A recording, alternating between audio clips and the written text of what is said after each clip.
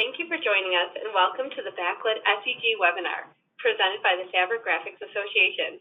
I am Valerie Kushna with Fabric Images and Chair of the Fabric Graphics Association Advisory Board within IFAI. I will be moderating the webinar today. This webinar will provide details on fabric types used with backlit silicone edge graphics or SEGs, fabric characteristics, and how they interact with graphic applications. We will also be covering the best practices and tips for success with SEGs. Before we get started, I wanted to mention that a PDF of the presentation can be downloaded from the handouts portion of the GoToWebinar panel. Most of you will have it on the right-hand side. And also it will be emailed after the presentation. Additionally, a recording of the webinar will be available on the Fabric Graphics Association website for all IFAI members. Note that a survey will pop up automatically after the webinar, and you'll have 2 chances to complete it, here or in our follow-up email. Our presenter today is Mike Compton, Product Marketing Manager of Top Value Fabric. Mike has been in the industry for over 18 years and is proficient in digital printing on textiles with experience in print media, printers, inks, software, and finishing equipment. We will be placing attendees on mute throughout the webinar to minimize background noise. If you have any questions, please type them in the questions function of the GoToWebinar toolbox, also on your right-hand side, and I will moderate the questions. Okay, thank you, Valerie. First of all, I'd like to thank everyone for attending the webinar today. I know your schedules will probably be busy, and if you're looking at doing backlit fabric, this should be very beneficial to you. One of the things I'd like to point out, if you have questions as we're going through the various slides and details, please feel free to type the question in, and Valerie will stop and ask the question right then. And you can also do it at the end of the webinar for question and answer period. But if you have a question right as we're talking about a specific subject, please type it in, and Valerie can stop me, and I can answer it right there while it's fresh in your mind and fresh in my mind. So thank you again for attending, and thank you IFAI and Fabric Graphics Association for inviting me here today. As Valerie mentioned, I have 18 years of experience in digital printing on textile, and this kind of goes back, while 18 years may not seem like a long time in textile, I started basically back when there were no fabrics prepared for printers, and there were no really printers set up for printing textiles and inks and things of that nature. So we've seen it develop over the last 18 to 20 years in a huge and growing business. I've got global experience, worked around the world, North America, South America, and Europe.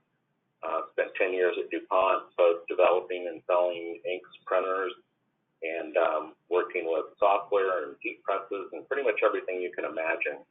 And the key thing for backlit fabric, as well as any fabric in digitally printing, is really having hands-on experience and being able to trust your print media vendor as a full solution provider. So anyway, that's the way that we work. That's the way that I work. Just as a note, I'm Secretary of the SGI Sustainability, Health, Safety, and Personnel Committee, editorial advisor for the SGI Journal, and a very proud member of the IFAI Fabric Graphics Association Board. I also spend a lot of time writing articles in the various trade publications, and a lot right now apply to backlit fabrics. So with that being said, we'll get starting on the presentation. First, I'm going to cover what the presentation is going to cover. We've already basically done the introduction. We'll talk about selection of backlit fabrics, as well as applications for backlit fabrics, profiling and printing backlit fabrics, which is very critical, as well as finishing equipment and processes. We'll also discuss adhering the silicone edge graphics to the frame systems and installation. This is another key point. We'll also talk about best practices for shipping and handling the backlit fabric. And then again, we'll go through a question and answer period. And as I said, please feel free to type in a question as we go through the slides, and Valerie will stop me and ask the question. And I like it when you do this as an attendee because this makes it very interactive, and that way you're just not listening to me and looking at me flip through slides. So appreciate all of your input that you have as we go through this. So the first thing we'll talk about is selecting backlit fabrics. There are many fabrics to choose from. We'll talk about using knits versus woven fabrics, coated versus uncoated fabrics, fabric weight and construction, uniform dimensional stretch, and variations in white point and consistency in the fabrics themselves.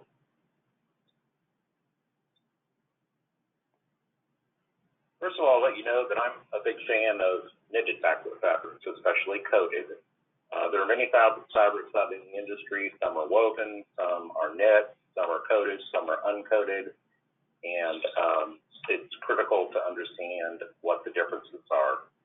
Knitted fabrics are much easily utilized in basically all frame systems, including curved structures, which you'll see a photo of later on, and that's due to their stretch capabilities.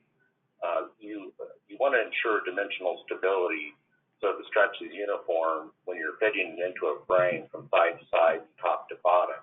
Because what you want to eliminate is any bunching along the edges, corners, or sagging in the middle of the graphic itself. Dense knit fabrics provide better opacity for backlit LED light diffusion, and we'll talk about that a little bit when we get into coatings and things of that nature. Knit fabrics are a lock stitch construction, which prevents tearing of the finished graphic.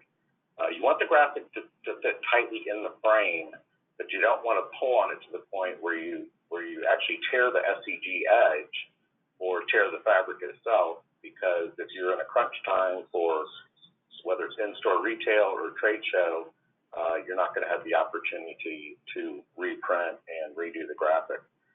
One of the nice advantages about knit fabrics is that they can be cold cut as opposed to being hot knifed due to the lock stitch construction. And they're very flexible for sewing on silicone edge or keeter. And you'll hear that word keeter.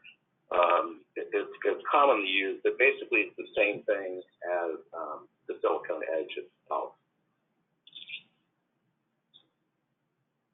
Woven fabrics, a little bit different. Woven fabrics can certainly be used for backlit applications. At Top Value Fabrics, we have both. And it depends on the density of the weave, opacity, and the stretch capability. Woven fabrics are typically best suited for flat display frame structures due to less stretch capability for curved frame displays. So what that means is, when I say flat, you're looking at just basically a backlit type wall. Woven fabrics also are different from knit fabrics in the fact that they're loose weave construction, and they don't have that locking stitch on the end. So what will happen is you need to see a woven fabric. If you look at it, you'll see threads coming off the sides because they're not locked in. So basically, at this point, you're required to use hot knife or laser cutting to seal the edges to eliminate the frame. Depending on the weave, woven fabrics can also reveal hot spots from LED lights, particularly when the finished image is viewed at an angle. So if you're looking straight onto a woven backlit fabric, typically it's probably going to look pretty decent depending on how it was printed, finished, and so on. But because of the way they're woven, if you view it at an angle, chances are that you're going to see the LED lights that illuminate the fabric behind it, which are what hot spots are. And I'll go into a little bit more detail on that as we move along, because if you're new to backlit fabrics, you're going to hear terms like hot spots and pinholes, which I'll make sure I explain so I don't lose anybody as they go along. Both knit and woven fabrics range in weight across the industry from 4 ounces a square yard to 11 ounces a square yard. And obviously, the lighter weight fabrics are usually less expensive, but the other end of that is they're probably not going to provide as good of graphics as you want for your customer, your end user, especially as a print service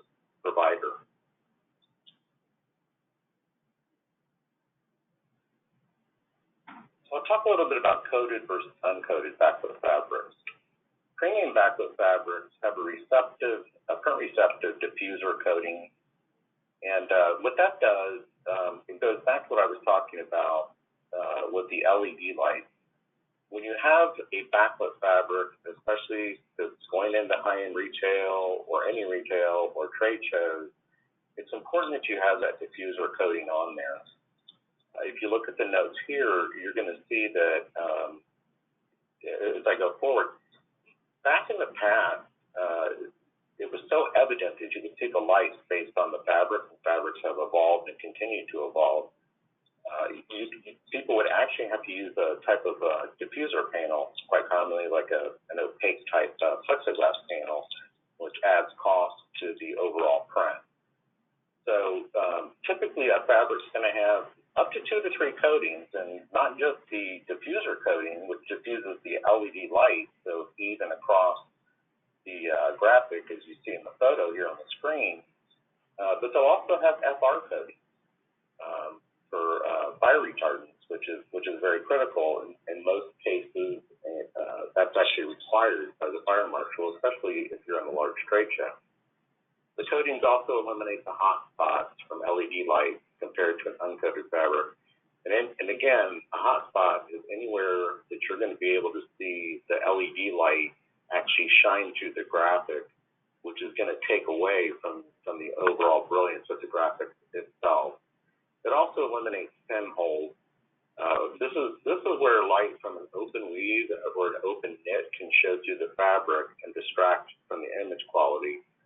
And it's important to point out that when a fabric is being manufactured, woven knit, it's used with needles, and needles will leave small holes in the fabric itself, which in most cases for a graphic doesn't make a tremendous amount of difference. But for a backlit graphic, you'll be able to see basically, especially in dark areas like black, little pinholes where the LED light shining through, and it'll almost give it a starry night type of appearance, which will detract from the graphic. So this is where coatings are very important, and we're going to talk about coating later on, especially with handling and finishing the graphics as you go through and complete the finished job for your customers. Again, I talked a little bit about this, what do coatings provide. Having the coating, as I mentioned previously, eliminates the need for an additional diffuser panel behind a finished graphic. Coated fabrics can typically be printed with a variety of inks. And this depends on the manufacturer, depends on your print media provider. In our case, our coated fabrics can be printed with direct dye sublimation, which you'll also hear referred to as direct disperse ink, heat transfer dye sublimation, latex inks, and UV inks. Printing and handling coated backlit fabrics requires a lot of attention to detail and will provide brilliant backlit graphics when finished.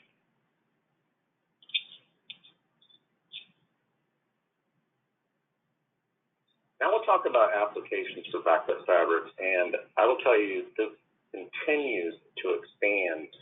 And also, I'll point out again, there are many different backlit fabrics for the type of ink you're using.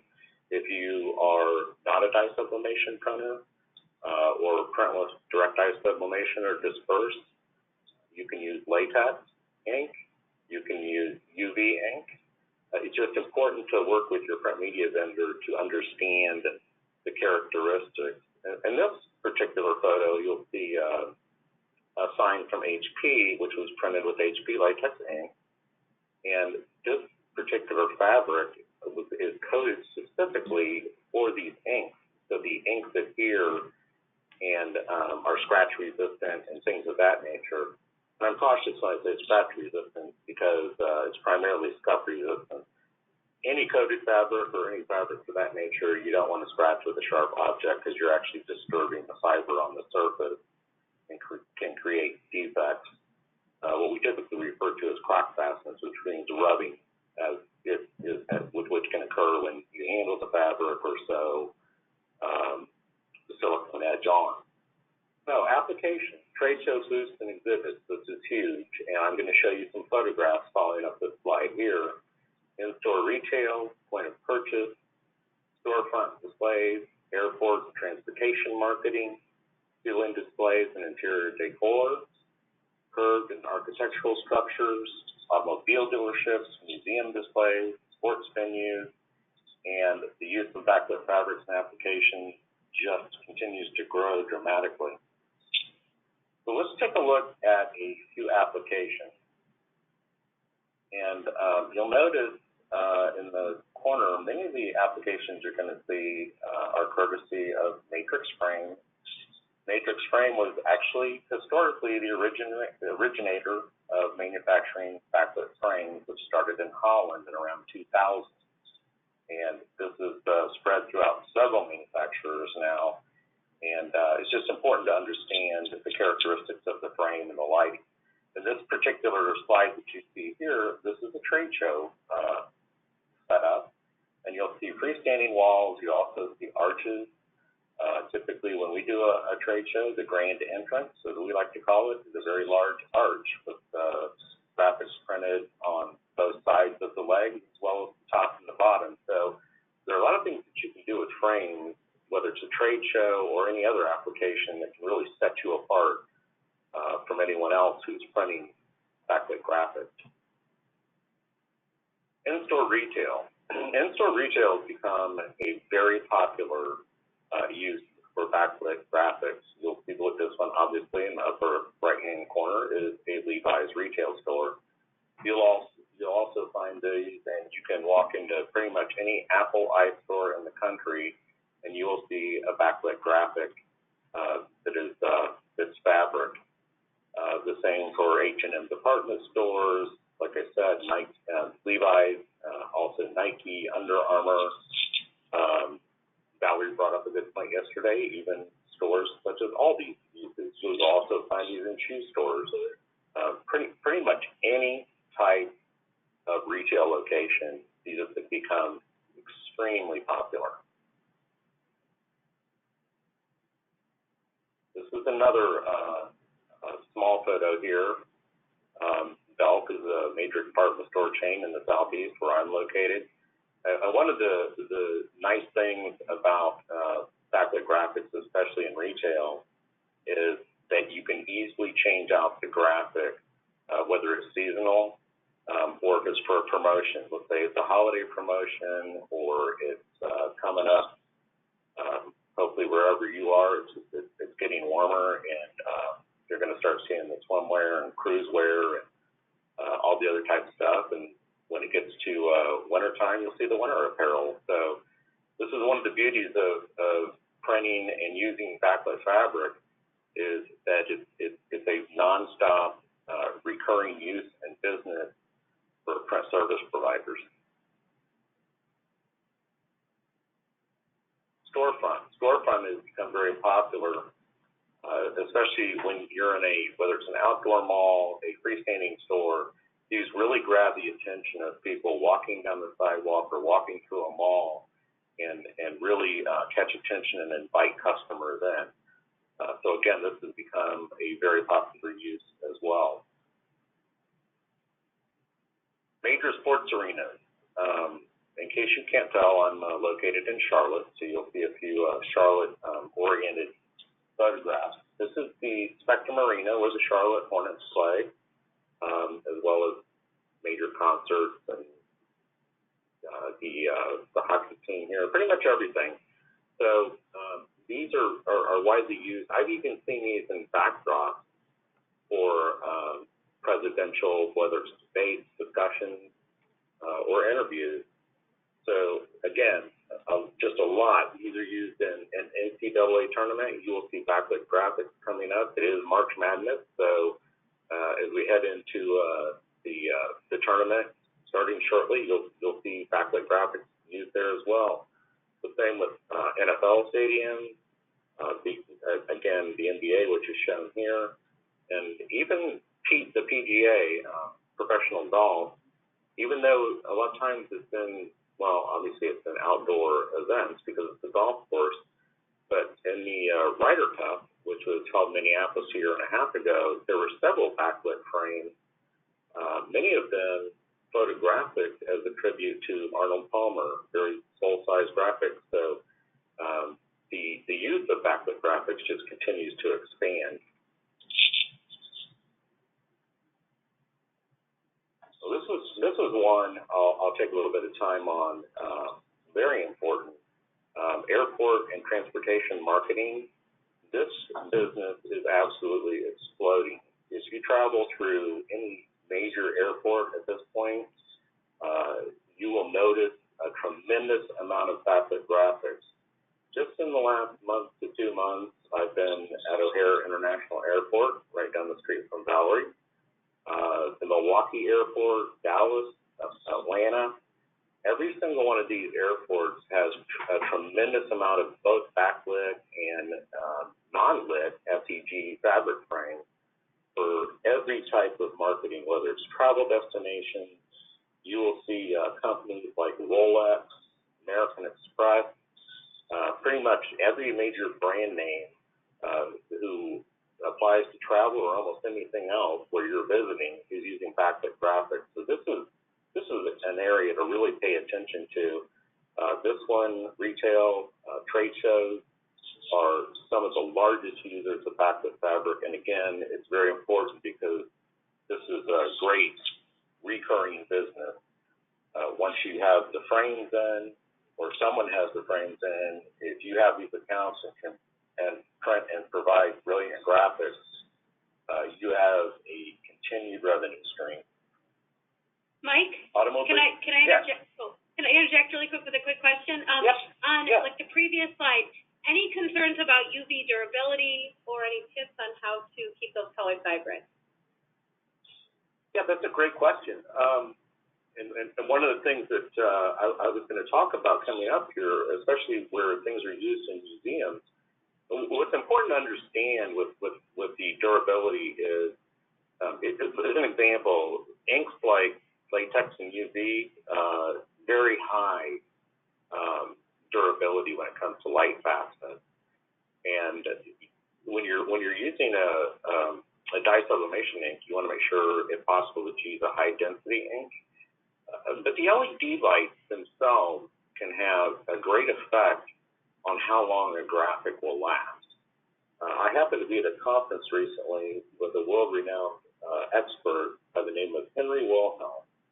And he has made a career out of studying how various lights will cause, whether it's a photograph, a painting, and now backlit fabric, on how the fabric might fade based on the type of LED. LED lights can be extremely bright, and they can cause backlit graphics to fade. So you want to pay particular attention to that and the type of lights that you're using or that your frame provider is using. There continues to be great growth and knowledge and experience with that. Henry let me know that there's new backlit LEDs that are called purple pump LED lights. And these lights actually both add the full color spectrum as well as greatly reduce the fading that might occur with the fabric. And also, I'll point out here too, Valerie, like I said, it's a good question.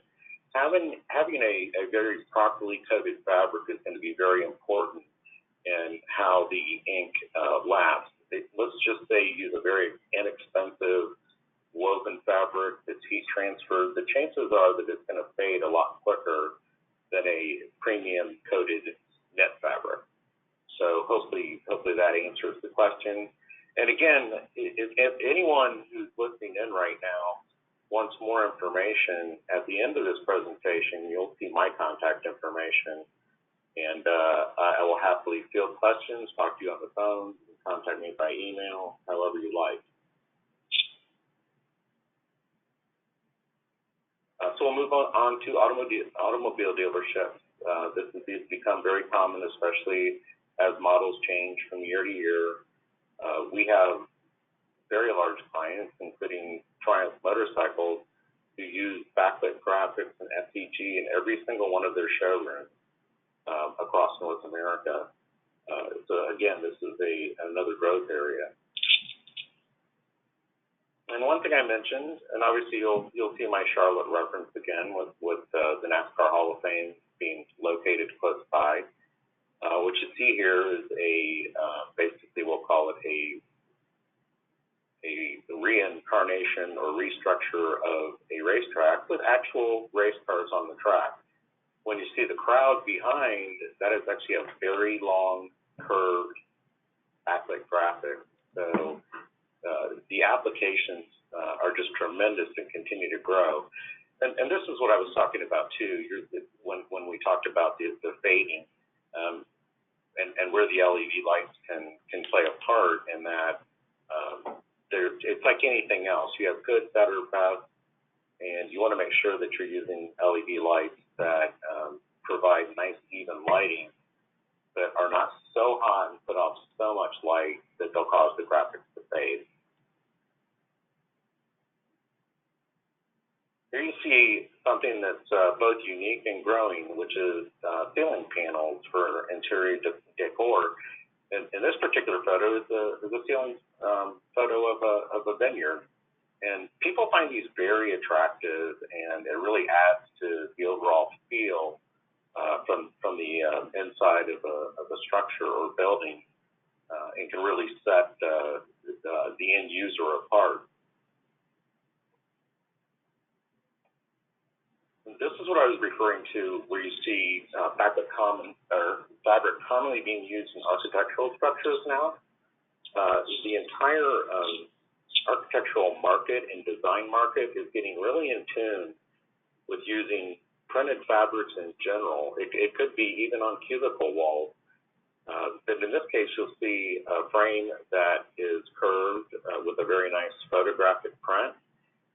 And this is where using a knit fabric that has the capability of stretch comes in very handy, very nice, and will provide a brilliant graphic.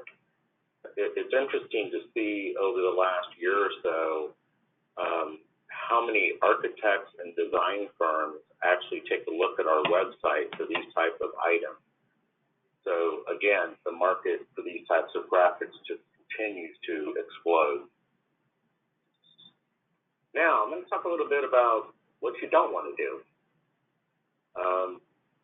Once you've selected a backlit fabric for your application, it's time to print and understand the best practices and keys for success. And again, whoever you're dealing with, whether it's your frame manufacturer, your print media provider, you want to make sure that you can lean on them to help you work through the entire solution. Printers, ink, heat presses, pretty much everything. There are a lot of people who are more than willing to send you a roll of fabric for you to test, but every fabric is different. As you'll see right here, I say all fabrics are not created equal, and the proper way to profile these has become a bit of a lost standard practice. If you go back 8 to 10 years ago, fabrics, every single fabric was profiled before it was printed, and that does a lot for you. First of all, you want to ensure that as you're obtaining your fabrics, that the fabrics stay consistent. So that means the white point doesn't change, they're rolled consistently, basically everything stays the same. A few notes on profiling. Again, going back a few years ago, there were two types of profiles commonly used, CMYK and also RGB. CMYK is your typical four-color ink set, cyan, magenta, yellow, and black. And then RGB is a great way to hit very brilliant spot colors. People often take a look at our graphics and say, wow, did you use fluorescent ink? And the answer is no. It's with the RGB profile and setting up an actual print graphic to be an RGB file or to convert it to an RGB file.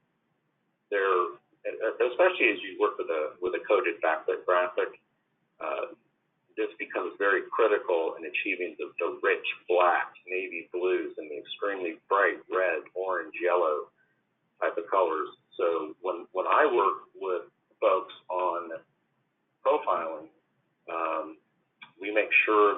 RGB on coated fabric. It's become kind of the standard in the industry where everybody works on a deadline, and you have folks out in the back room printing who will pull fabric A off the shelf, load it on the printer, and hit basically a generic CMYK profile. Now, this will work extremely well for a large amount of polyester fabrics on the market, but when it comes to coated backlit, it's a totally different animal. And you can print direct. The difference there is when you're printing direct, the dye is actually wrapping around the fiber itself. And with a heat transfer print, again, you're basically printing the surface. So it's really important to understand how each fabric's going to react and then it's profiled properly.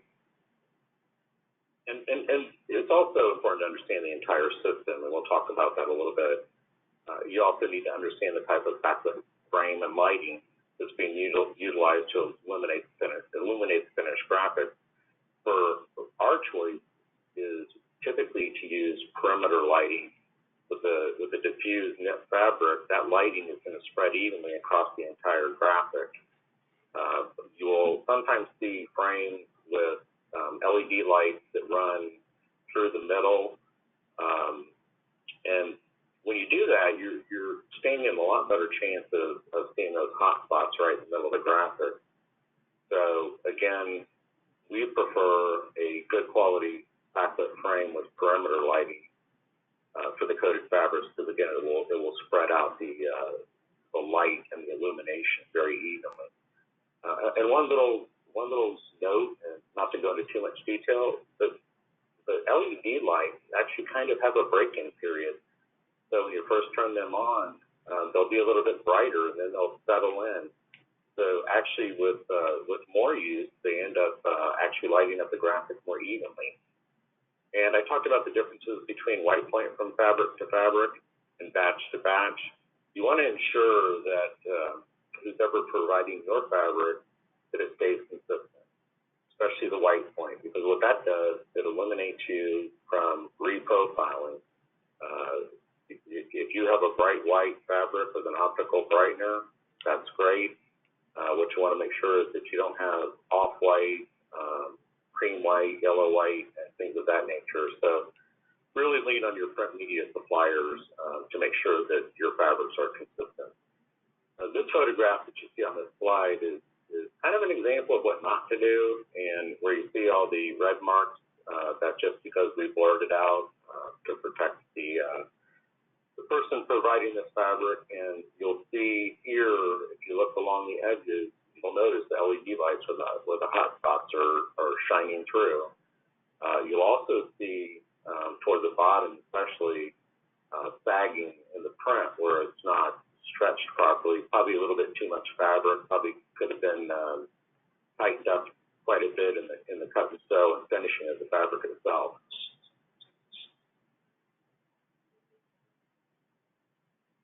And like I said, printed images can vary significantly on coated versus uncoated fabrics. And this next bullet point here, the second one, print systems, inks, and finishing equipment need to be managed to work fluidly together for premium backlit graphics. This is very important because regardless of what printer, ink set, heat press, software you have, you need to understand how those all work together. What we've learned in our hands-on experience with coated backlit fabrics, they're much different than an uncoated, let's say, lightweight woven or knit itself. So typically what you want to do when you profile this type of fabric is you want to use what we call a transmissive profiling equipment, as an example, Barbieri. With transmissive, what that means is instead of just reading the color blocks when you're setting your profile, there's a transmissive light that shines through the fabric, which is actually going to give you the real result of what the color is going to look like when it's illuminated in a backlit frame. You also need to understand and work with the experts on both printing and heat pressing and the finishing. And I'll bring up here, with a coated backlit fabric, when you print the ink, whether it's direct dye sublimation dispersed or heat transfer, these particular fabrics were actually run at 400 degrees Fahrenheit on the heat press with a 55-second dwell time, which is a much higher temperature and a much longer dwell time than you would use on a typical polyester print. And the reason is because you're really, by doing this, driving the ink into the fiber. And the longer that you push this and put the pressure on the heat press on the belt, it expands more dye sites in the polyester fiber themselves for the ink to saturate into, which is going to give you a brilliant color. This particular graphic that you're looking at here is actually one of our trade show graphics that we used at FGA in New Orleans in October. These will be the same graphics that we'll use next week at ISA in Orlando, and you can see the richness and brilliant color. And I can tell you for our coated backlit fabrics, as I said, we will run them all right at 400 degrees Fahrenheit with a 55-second dwell time. Now, some lighter weight fabrics that aren't coated, you wouldn't do that with because you have to run the chance of actually turning the fabric a little bit brown or off color. But in this case, it makes a tremendous amount of difference with your ink saturation in the finished product. So fabrics can perform better and provide superior graphics when the time's taken to really profile your entire print system as a unit. You can even have two exact same printers with the exact same ink side by side, and print results can be different. A lot of customers will typically assign one printer that they've profiled carefully if they have multiple units, and typically lean on that printer because they know what the results are going to be with the ink that they're using. The other thing that I would highly recommend, as you see in this photo, is using a proofing frame for backlit graphics. Once you've printed the graphic, before you ship it to a customer, you want to make sure it's exactly the way it's supposed to look. And this is a great way of doing it. This happens to be a 10-foot wide by 8-foot high frame, and if you're doing a 20-foot long graphic wall, you just simply slide it over, and you're proofing it to make sure that the print ends up absolutely perfect. Now we'll get into sewing silicone edge on backlit graphics. This particular photo here, you see a gentleman hand sewing. This is a Brothers sewing machine with a FGA feed, which is the roll that you see at the top, the silicone edge. And as I mentioned, when possible, it's always best to have the backlit frame in-house while you're preparing to apply the silicone edge to fit into the frame, because that way you're going to ensure that graphic fits tightly. Once you deal with various frame systems, you're going to know where you need to be on the cut and sew end to make sure that the fabric fits in tightly. And as I said earlier, dimensional stretch is very important. You want fabric that typically stretches in length as much as width, so that you don't end up, like in the previous photo, with sags and bunching and edges that just don't fit properly. You want it to fit very tightly, but also leave yourself enough room to snap in the silicone edge on the side of the frame. So the other part is there's many fabrics out there that have too much stretch, and that makes it much harder to sew silicone edge, and also can create the same issues that we've talked about with sagging and bunching, and just making the end-use graphic not look as great as it could be. Now, one thing I'll point out here, this particular service provider, this gentleman here is the only person with the knowledge to sew silicone edge on. So you might imagine what kind of problems you can run into if you have one person and they are for some reason not there or not available, and you've got to get a job out, done, finished, and shipped to your customer. So number one, if you're sewing on silicone edge in this manner, which a lot of people still do, I would highly encourage you to cross-train other employees to make sure that you always have someone available to handle the finishing on your backlit printed graphics.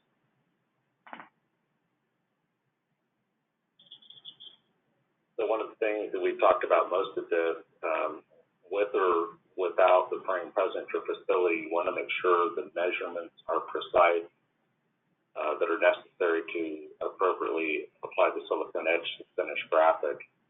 And this comes with a little bit of experience, quite honestly, in working with the fabric that you choose as your backlit. The fabric characteristics typically don't change if you're dealing with a good print media provider.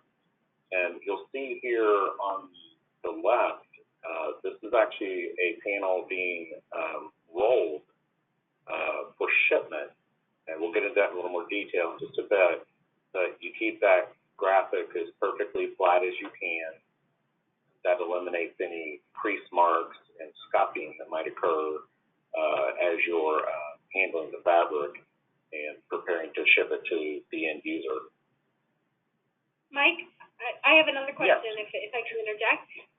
Yes. You mentioned the scuff marks. Do you have any tips if there are scuff marks or imperfections that you see on site, even if you handle it this way? Do you have any recommendations or tips or tricks on that?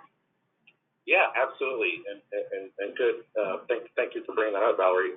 One of the things that we've learned, and this is particularly occurs, as Valerie mentioned, the scuff marks.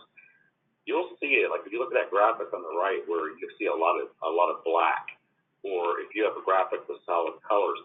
The scuff marks specifically appear with heat transfer printing on the coated fabrics, and just a little bit of difference between North America and Europe. Europe is about 90% direct disperse printing, as I mentioned, which is actually dyeing the entire fiber, where heat transfer, again, is printing the surface.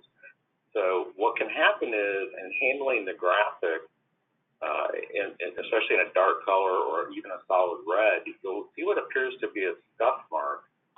And what's happened there is, during handling, the fiber itself, the printed part of the fiber, has actually rolled over to expose the white part of the fiber, which was not printed. And one of the little tricks that we've learned over time is that you can take a small, round microfiber bucking pad. This would be similar to what you would use to apply wax to your car. And if you massage that fiber in a circular motion, both clockwise and counterclockwise, you can get that fiber to roll right back into place and cause what appears to be a serious defect in the print to just totally disappear. So that's just a little trick you can use, and it works extremely well, whether it's when you're proofing a graphic before shipping or even after the graphic's been installed. So just a little trick, and again, you need to make sure that you can rely on who's coaching you and teaching you to print backlit fabrics for these types of things. So thank you again, Valerie, for bringing that up. It's a lot of little tricks when you do some real hands-on work with backlit fabrics. So we'll talk about, you saw the gentleman hand sewing. There are several pieces of equipment on the market now that are highly automated. This particular one is the Matic Chronos. They have a couple different versions of this machine.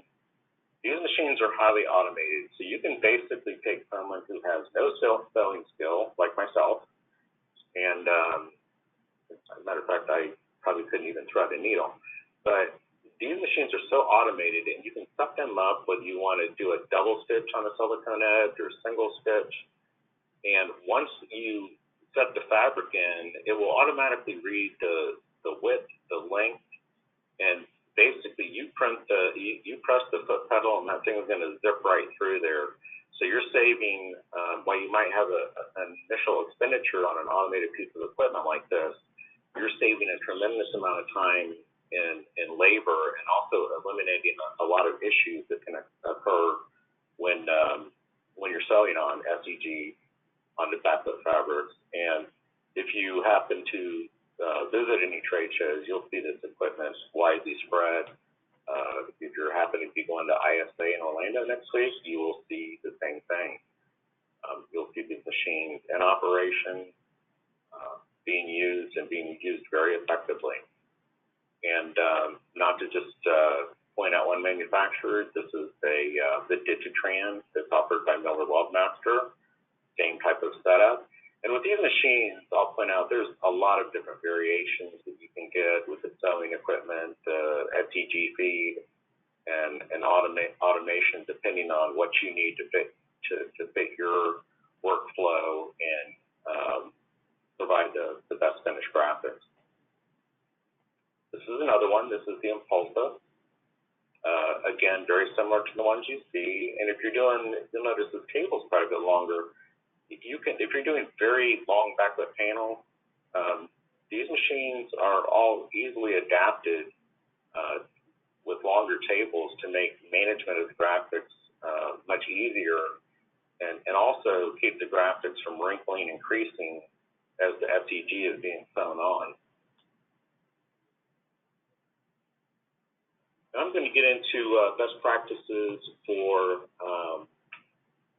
shipping graphics. This has become a very hot topic in the backlit fabric market, because what everyone would like to do is simply fold up a graphic into a small square, put it in a FedEx package, and ship it out, which may be okay with some woven fabrics, but when you're dealing with a coated backlit fabric, it needs to be handled with care. Climate control is important. You want to make sure that if you're using a coated backlit fabric, that it's not too cold, it's not too hot. We have had customers who basically stored fabrics in containers out in the parking lot when it was below zero, and then try to print it, and what you'll see is fracturing actually in the coating that can occur. So you want to make sure that these fabrics are climate controlled, both before printing, during printing, and after printing. Now, one of the things that's really evolving with the coated fabrics for backlit is that many of the manufacturers, including manufacturers that we specifically work with, are now knitting in a microfiber into the backlit fabric itself. So even though it's coated, it has that very nice soft feel, and when in the event that it does wrinkle, you're not going to see creases or defects in the fabric. When you snap it into a frame, wrinkles will disappear within literally seconds, if not a couple minutes. So you want to make sure that you handle the fabrics with care, and that's when you're loading the fabrics on, and even if you're carrying a graphic from the heat press to the sewing area, you just want to make sure that you don't wad it up in a ball and hard crease it.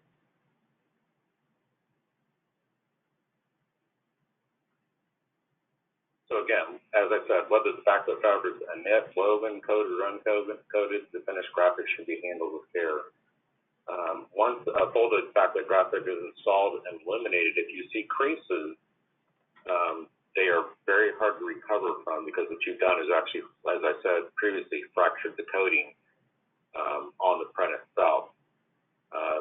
So again, handle these with care. A coated and finished backlit graphic can exhibit hard crease lines, and that's if you hard fold it, as well as a fractured appearance, as I just said. So again, and I can't overstate it enough, you want to make sure that you carefully handle these fabrics, but also because this is such a large market, the manufacturers are really paying close attention to eliminating these types of things.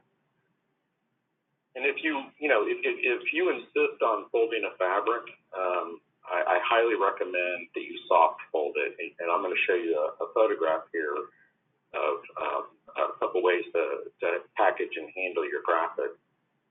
And again, most print service providers, they want to be known and trusted by their clients for providing an ultimate backlit graphic at the highest quality. So the photograph you see here on the right is just a zoom in of the one we saw earlier, where you see obvious wrinkles and creases. And these are the types of things you want to eliminate when that graphic gets to an end user, because they're going to turn around and they're going to tell you that they're not going to accept it, they're not going to pay for it, and they're going to ship it back to you. You know, it happens on a daily basis. So what you want to avoid is the cost of reprint. It could cost a little bit more money to package and ship, but at the end of the day, you're actually saving money by approaching it the proper way.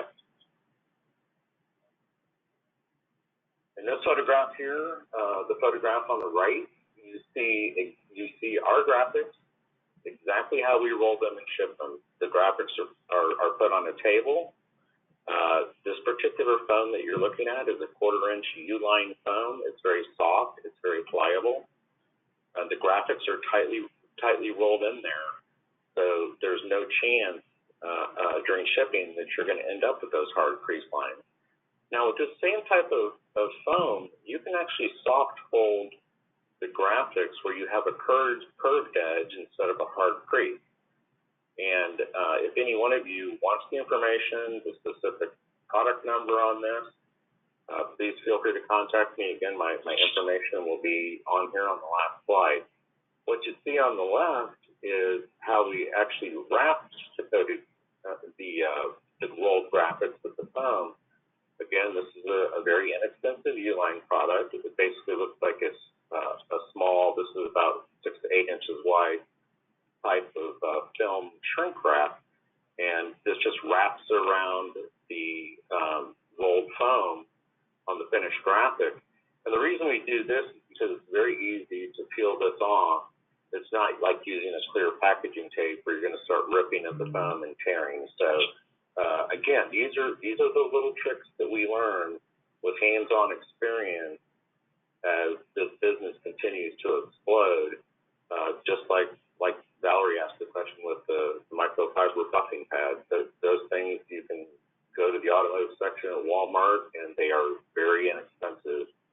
So these are just little tricks of the trade that we try to provide for everyone. So that pretty much wraps up the details of this presentation.